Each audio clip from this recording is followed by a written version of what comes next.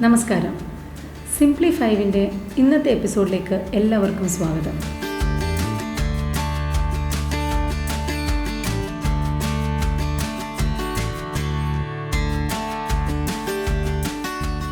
നമ്മുടെ ലൈഫിൽ വരുന്ന പല സിറ്റുവേഷൻസിനെയും കുറിച്ച് അവെയർനെസ് ക്രിയേറ്റ് ചെയ്യുക. ആ സിറ്റുവേഷൻ എന്താണെന്ന് മനസ്സിലാക്കി അതിനെ ഒരു 5 സ്റ്റെപ്സിൽ എങ്ങനെ ഹാൻഡിൽ ചെയ്യാം എന്ന് പറഞ്ഞു പോകുന്ന ഒരു പ്രോഗ്രാമാണ് സിംപ്ലിഫൈ. ഇന്ന് നമ്മൾ ഡിസ്കസ് ചെയ്യാൻ പോകുന്ന ടോപ്പിക് എന്ന് പറയുന്നത് പീപ്പിൾ പ്ലീസിങ് സിൻഡ്രോം. ഇതൊരു പക്ഷേ ഈ ഒരു പേരിൽ നിങ്ങൾ കേട്ടിട്ടില്ലെങ്കിലും നമ്മളെല്ലാവരും ഏതെങ്കിലുമൊക്കെ ഘട്ടത്തിൽ കടന്നു പോകുന്ന ഒരവസ്ഥയാണ്. ഒരു സമൂഹത്തിൽ നമ്മൾ താമസിക്കുമ്പോൾ തീർച്ചയായും നമ്മുടെ കൂടെയുള്ള ആൾക്കാരെ പ്ലീസ് ചെയ്ത് നമുക്ക് മുന്നോട്ട് പോകാൻ പറ്റുള്ളൂ.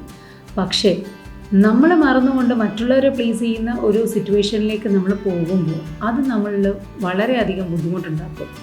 അങ്ങനെ വരുന്ന ഒരു സിറ്റുവേഷനിലാണ് നമ്മൾ പറയുന്നത് പീപ്പിൾ പ്ലീസിങ് സിൻഡ്രോം.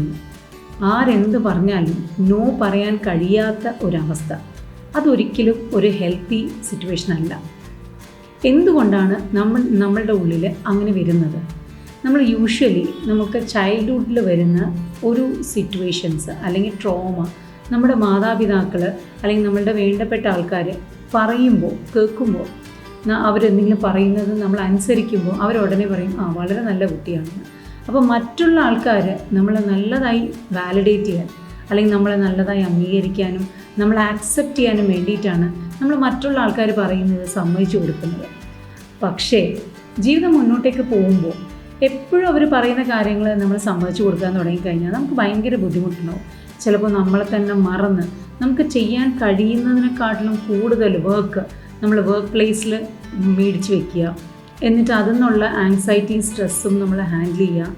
കുടുംബത്തിന് ഉള്ളിലായാൽ പോലും നമ്മൾ ഇങ്ങനത്തെ സിറ്റുവേഷൻസ് വരുമ്പോൾ നമുക്ക് വേണ്ട, അത് നമുക്ക് ചെയ്യാൻ പറ്റൂല എന്ന് നമുക്ക് പൂർണ്ണ വിശ്വാസം ഉള്ളപ്പോഴും അവർ പറയുന്നത് എനിക്ക് ചെയ്തു കൊടുത്തേക്കാം, അവരെ പ്ലീസ് ചെയ്യാം എന്ന് പറഞ്ഞ് നോ പറയേണ്ട അവസരങ്ങളിൽ നോ പറയാതിരിക്കുന്ന ഒരു സിറ്റുവേഷനാണിത്.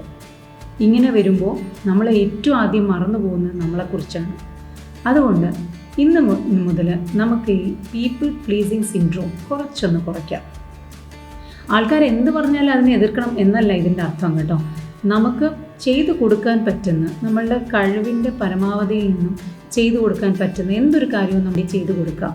എന്നാൽ അതും കടന്ന് നമ്മൾ വീണ്ടും അവരെ പ്ലീസ് ചെയ്യാൻ വേണ്ടി മാത്രം നമുക്ക് എത്ര ബുദ്ധിമുട്ടാണെങ്കിലും ആ ബുദ്ധിമുട്ടെല്ലാം സഹിച്ച് നമ്മൾ നോ പറയാതിരിക്കുകയാണെങ്കിൽ അത് ഒരു ഹെൽത്തി സിറ്റുവേഷൻ അല്ല.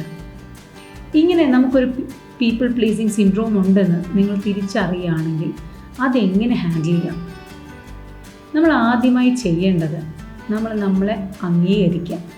ഓക്കെ, അതായത് മറ്റൊരാളുടെ വാലിഡേഷൻ അല്ലെങ്കിൽ ഒരു ആക്സെപ്റ്റൻസ് കിട്ടിയിട്ട് വേണ്ട നമുക്ക് നമ്മളെ മനസ്സിലാക്കാൻ. നമ്മളെ ജനിച്ചപ്പോൾ തൊട്ട് ഈ നിമിഷം വരെ ഏറ്റവും നന്നായി നമ്മൾ അറിയുന്നത് നമ്മൾ തന്നെയല്ലേ. അപ്പോൾ എന്തിനാണ് മറ്റുള്ള ഒരാൾ അംഗീകരിച്ചിട്ട് നമ്മൾ സ്വയം അംഗീകരിക്കുന്നത്? അപ്പോൾ നമ്മൾ ആദ്യം തന്നെ നമ്മുടെ സെൽഫ് എസ്റ്റീം ഒന്ന് റിയലൈസ് ചെയ്യുക എന്നുള്ളതാണ്. നമ്മുടെ സെൽഫ് വർത്ത്, നമ്മളുടെ സ്വന്തം വില തിരിച്ചറിയുക എന്നുള്ളതാണ് നമ്മൾ ചെയ്യേണ്ടത്. രണ്ടാമതായി നമ്മൾ ആരെങ്കിലും ഒരു സിറ്റുവേഷൻ വരുമ്പോൾ അതിനെ ഒന്ന് ലോജിക്കലായിട്ട് അനലൈസ് ചെയ്യുക. ലോജിക്കൽ അനാലിസിസ്, അതാണ് നമ്മൾ ചെയ്യേണ്ട രണ്ടാമത്തെ സ്റ്റെപ്പ്. നമ്മളൊരാൾ വന്ന് നമ്മുടെ എന്തെങ്കിലും പറയുമ്പോൾ നമ്മൾ 1 മിനിറ്റ് എടുത്ത് ചിന്തിച്ച് നോക്കണം, നമുക്കത് ചെയ്യാൻ കഴിയുന്നതാണോ? നമുക്കത് ചെയ്യുന്നത് കൊണ്ട് ബുദ്ധിമുട്ടുണ്ടോ? ഏതെങ്കിലും രീതിയിൽ നമുക്ക് കുറച്ച് സഹിച്ചിട്ട് അല്ലെങ്കിൽ കുറച്ച് ഒരു ചെറിയ അഡ്ജസ്റ്റ്മെൻറ്റ് ചെയ്തിട്ട് നമുക്കത് ചെയ്തു കൊടുക്കാൻ പറ്റുന്നതാണെങ്കിൽ തീർച്ചയായിട്ടും നമുക്ക് ചെയ്തു കൊടുക്കാം, നഷ്ടമില്ല.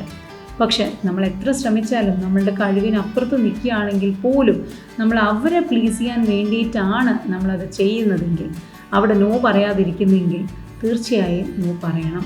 നമ്മളത് ചെയ്യേണ്ട ആവശ്യമില്ല. മൂന്നാമത്തെ ടിപ്പ് എന്ന് പറയുന്നത് നമ്മൾ കുറച്ചും കൂടെ നമ്മൾ പ്രയോറിറ്റൈസ് ചെയ്യാം. നമുക്ക് വേണ്ടി സംസാരിക്കാൻ, നമുക്ക് വേണ്ടി തിങ്ക് ചെയ്യാൻ, നമ്മളെ മനസ്സിലാക്കാൻ നമ്മൾ കഴിഞ്ഞേ മറ്റാരും വരുന്നുള്ളൂ. അപ്പോൾ സെൽഫ് പ്രയോറിറ്റൈസേഷൻ, അതാണ് ടിപ്പ് നമ്പർ 3. അതുപോലെ തന്നെ അവർ പറയുന്ന കാര്യങ്ങൾ ന്യായമാണോ എന്ന് തിരിച്ചറിയാം. അപ്പോൾ ടിപ്പ് നമ്പർ 4, സെറ്റ് ബൗണ്ടറീസ്. നമ്മൾക്ക് നമ്മളുടേതായ ഒരു സ്പേസ് വേണം, നമ്മളുടെ തോട്ട്സിന് ഒരു വാല്യൂ വേണം.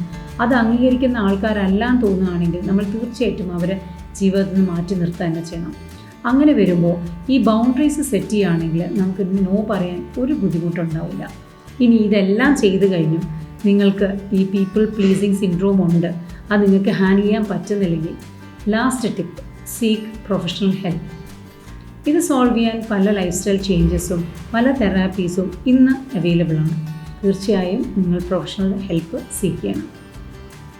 ഇത് കേട്ടുകൊണ്ടിരിക്കുന്ന എല്ലാവരും ഈ നിമിഷം മുതൽ വേണ്ടാത്തടുത്ത് നോ എന്ന് പറയാൻ കഴിയട്ടെ എന്ന് ആശംസിച്ചുകൊണ്ട് തൽക്കാലം വിടവാങ്ങുന്നു.